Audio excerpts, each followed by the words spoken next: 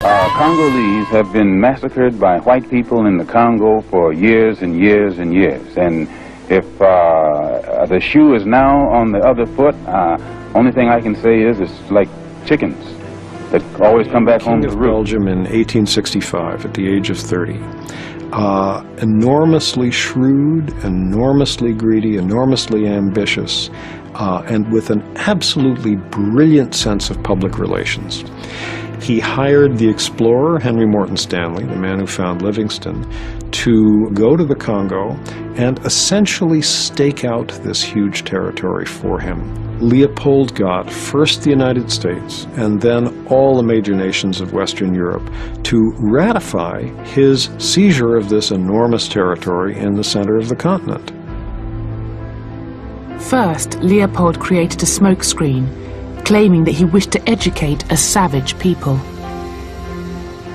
They were all really fooled by Leopold because they took him at his word. They thought he was a man who's going to lose all his money in this crazy philanthropic venture. But they didn't realize what he was really after at all, which was to make himself hugely rich by exploiting brown hands and broad backs who were going to carry the wealth of Africa and load it on ships for his own personal profit.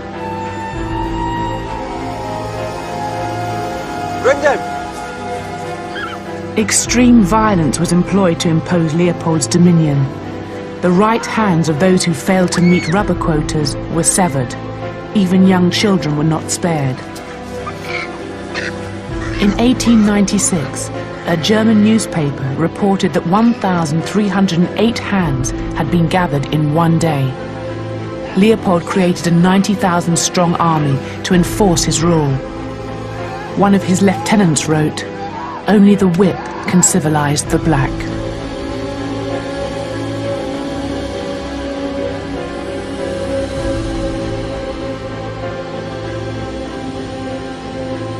They would go into village after village. The army would seize the women of the village and hold them hostage in order to force the men of each village to go into the forest and gather a monthly quota of wild rubber. And they did this for about 20 years. And you can just very easily imagine if you have a village where the women are all being held hostage, the men are all in the forest as forced laborers for several weeks out of each month. There's nobody to plant and harvest food, to go hunting, to go fishing, to do all the normal things through which a community feeds itself. So from all of these causes, starvation, being worked to death, and most of all from the disease that hit this famine. Did something different. But how many people here have cell phones? If you got your cell phone, raise your cell phone.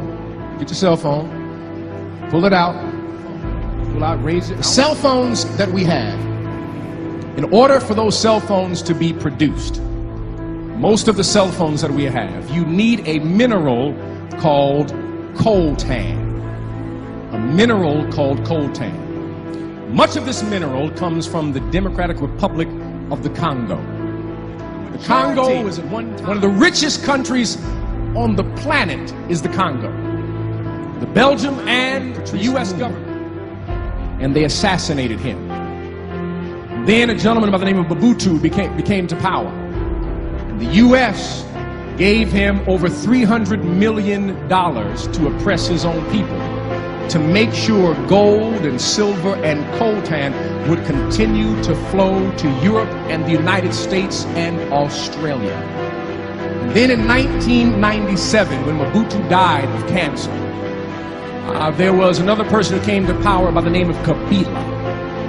And Kabila then eventually died, but a civil war ensued. In order to finance the civil war, because cell phones were exploding at that time, they would mine coltan. It seemed like much, but in order to, this cell phone you have, the cell phone I have, it has coltan in it. In order to get that coltan, they would kidnap children to mine the coltan in the Congo. In the last 10 years or so, 5.4 million children have been murdered in the Congo. 5 million people. Let me explain it this way. In World War II, 400,000 people died. In the Civil War, 500,000 people. 5.4 million people. Larger than any other conflict, any other war since World War II.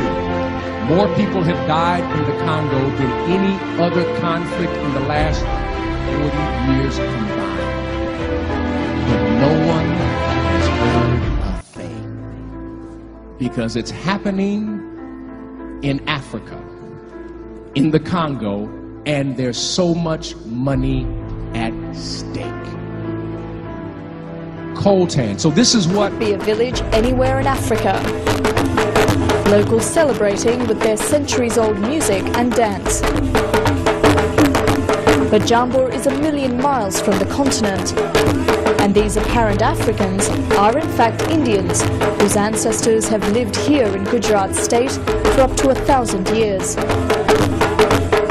Known as Siddhis, this tribe of African descent retains few links with its mysterious past. They know nothing of how or why their forefathers came here. But there is one thing that ties them to their unique heritage. In our musical performances, we are like one. We all have the same musical style. It's also the same when we dance. Music and physical features are the few clues that anthropologists have to trace the Siddhis.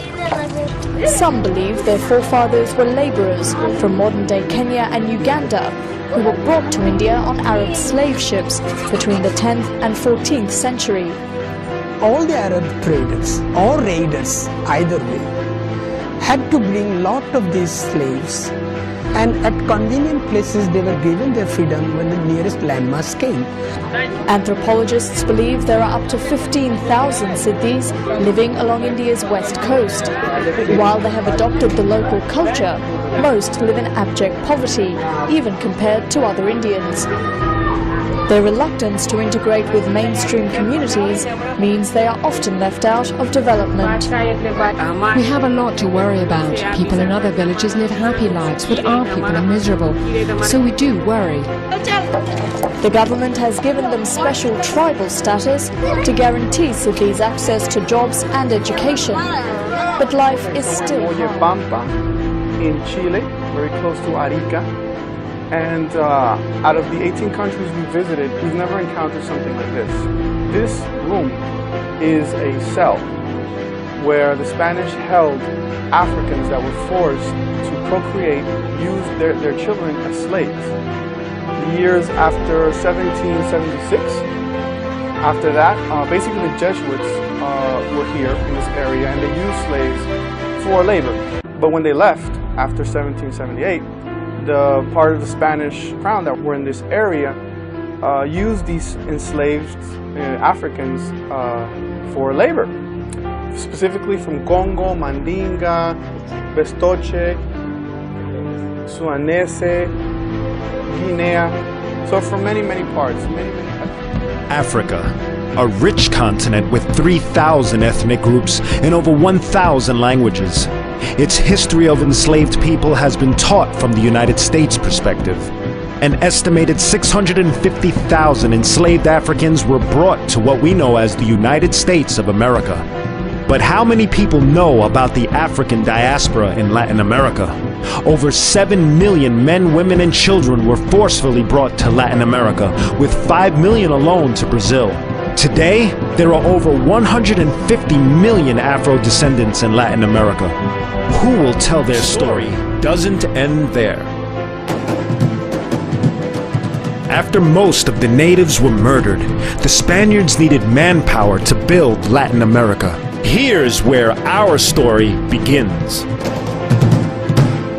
Over 15 million enslaved African men and women were brought to what we know as South and Central America and the Caribbean. This documentary rewrites the history taught to us in textbooks and the contributions of African descendants in Spanish-speaking countries. Also included is Brazil and Haiti, two very important nations that are a part of Latin culture. This television program covers themes from the transatlantic slave trade to social issues affecting these communities today. It covers faith, the many religious practices and beliefs of African descendants, and how they are a part of Latino culture now.